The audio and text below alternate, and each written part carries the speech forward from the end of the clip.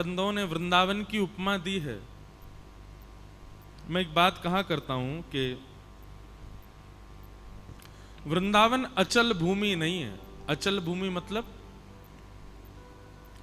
वो केवल दिल्ली के पास में, आगरा के पास में, उत्तर प्रदेश में बीच में एक स्थान, केवल वही वृंदावन नहीं। वृंदावन सचल है। वृंदावन चलता फिरता है, वायु की तरह है। वृंदावन के समान विचारधारा वाले लोग एक साथ एकत्रित हो जाएं तो वृंदावन वहीं प्रकट हो जाता है। अभी हम आप सब लोग वृंदावन की रस चर्चा करने लगे, श्री किशोरी जी का गुणगान करने लगे, श्री वृंदावन बिहारी लाल जी की रस चर्चा करें तो निश्चित है कि हमारी चर्चा से ही हम लोगों को ऐसी अनुभूति होने लगेगी कि हम वृंदावन में ही बैठे हैं क्या। तो वृंदावन कोई अचल स्थान नहीं है, वृंदावन सचल है। वृंदावन प्राप्त करने के लिए वृंदावन जैसा भाव, वृंदावन जैसा प्रेम, ब्रजवासियों जैसा वो सीधापन, भोलापन यदि कुछ मात्रा में लोगों में प्रकट हो जाए तो वृंदावन वहीं आ जाएगा।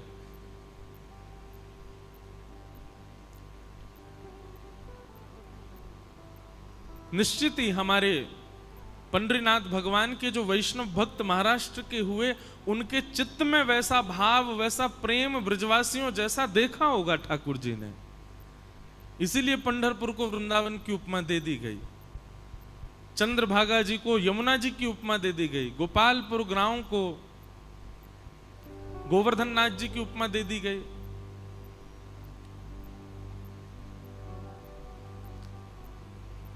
ये सब भाव यहां पर देखने में आते हैं। एक अद्भुत छटा से हमारे श्री वृंदावन बिहारी लाल यहां विराज रहे हैं।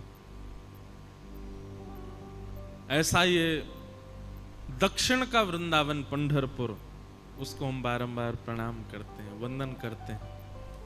कल हम आप सब लोगों को यहां से जाना है। यहां की रज निश्चित लेकर के जाइएगा। कई लोग मुझे बोलते हैं कि महाराज जी रज ले जाने को मना किया जाता है, वृंदावन की रज मत लेके जाओ, ये मत लेके जाओ। देखो, ऐसे तो वृंदावन से गोपाल जी लाना भी मना हो जाएगा। फिर आप धाम की कोई भी वस्तु लेकर के जाओ, पर घर में उस धाम की वस्तु को उतनी श्रेष्ठता, उतनी उपमा और उतनी व्यवस्था से रखें तो लेके जाइएगा, नहीं तो नहीं। आप वृंदावन की रज लेकर के गए, पंढरपुर की रज लेके गए और पड़ी है कोने में ही, बस कभी दिन 4 मास 2 महीने में कभी याद आती है तो रज लगा लेते हैं। अपने श्रृंगार पेटिका में उसको रख दिया ले जा करके, जब श्रृंगार करेंगे तो रज भी लगा लेंगे, ऐसा नहीं। साक्षात ठाकुर जी के चरणारविंद प्राप्त हैं उस रज को, साक्षात ठाकुर जी के चरणारविंद प्राप्त हैं पंढरपुर की रज को। तो रज की वो व्यवस्था होनी चाहिए, वो उपमा होनी चाहिए, वो गरिमा होनी चाहिए, तो आप ले जा सकते हो। अब लोग बाग ठाकुर जी ले आते हैं वृंदावन से, गोपाल जी ले आते हैं, लेकिन उनकी उपमा उतनी नहीं दिखती। जब घर में, जब हम किसी घर जाते हैं, ठाकुर जी के दर्शन करते हैं, तो जब देखते हैं कि ठाकुर जी बेचारे एज ग्रांटेड बेचारे विराज रहे हैं घर में, तो बड़ी पीड़ा होती, क्यों इनको ही क्यों लिया है, इनको भी रहने ही देते वहीं पे, ब्रज में सुखी थे बेचारे।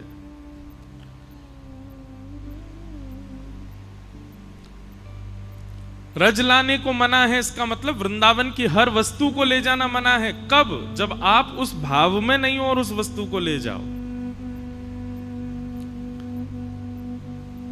वो भाव यदि आपके चित्त में है तो आप वृंदावन से वस्तु क्या ले जाओगे, वृंदावन आपके साथ चल देगा, वृंदावन स्वयं चला आएगा आपके साथ में।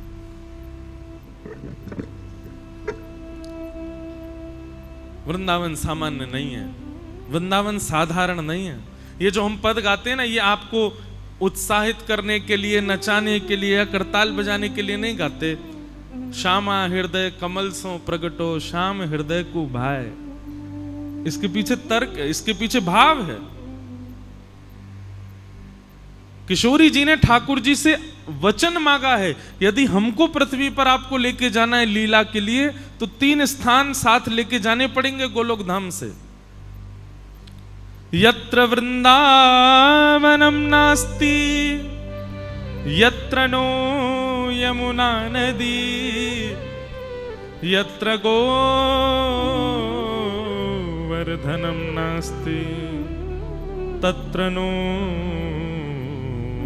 रमते मन।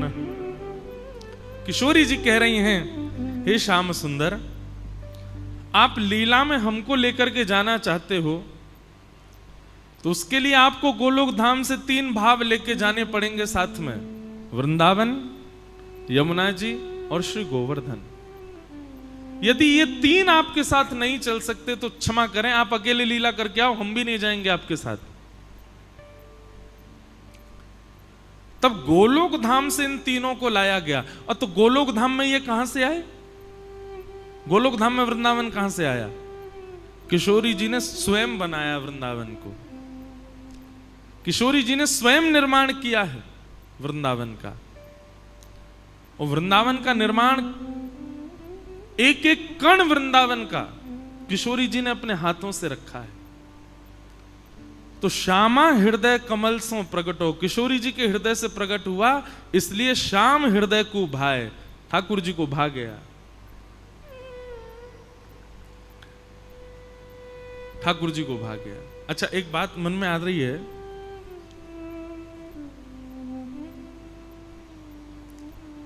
वृंदावन, यमुना जी और गोवर्धन जब पृथ्वी पर आए तब किशोरी जी आई लीला करने के लिए। श्री नामदेव जी, तुकाराम जी, जनाबाई और हमारे ज्ञानेश्वर मौली आदियों के गाथा और इनके जो अभंग हैं उनकी माने तो वो ऐसा वर्णन कर रहे हैं कि ठाकुर जी ने वृंदावन को यहां प्रकट किया। तो द्वारिका लीला के बाद निश्चित ही द्वारिकाधीश को किशोरी जी का स्मरण हुआ होगा। तो किशोरी जी के स्मरण के लिए पंढरपुर वे आए पुंडलीक पर कृपा करने, और पुंडलीक पर कृपा करके जब किशोरी जी का स्मरण हुआ होगा तो ठाकुर जी ने पुनः वृंदावन यहां स्थापित किया। पंढरपुर को वृंदावन बनाया, चंद्रभागा जी को यमुना बनाया, गोपालपुर को गोवर्धन बनाया। और ये 3 ही शर्त हैं किशोरी जी के आगमन की। तो इन तीनों शर्तों से तो पंढरपुर में भी हमारी किशोरी जी का आगमन हुआ होगा। किशोरी जी आई होंगी, विराजी होंगी। विराज तो नहीं है मंदिर में। अच्छा, एक बात बोलूं, श्री विट्ठल भगवान जहां विराज रहे हैं उनके पीछे रुक्मणी जी, सत्यभामा और श्री राधिका जी, ऐसा वहां लिखा है। लेकिन एक चीज देखी, कोई, मैं ऐसा नहीं सोचना कि हाँ कोई वृंदावन वाले हैं तो किशोरी जी का यश ज्यादा गा रहे हैं, और सोचो भी तो हाँ गा रहे हैं, हम तो गाएंगे, वृंदावन वाले हैं। रुक्मणी जी थोड़ी किनारे से में बैठी हैं, सत्यभामा जी बीच में बैठी हैं, किशोरी जी बिल्कुल पीछे ही बैठी हैं, जहां श्री विट्ठल भगवान उनके बिल्कुल पीछे ही विराज रही हैं। और यही हुआ कल की घटना में भी। अपने बाम हस्त की कन्नी उंगली पर गिरिराज धारण करके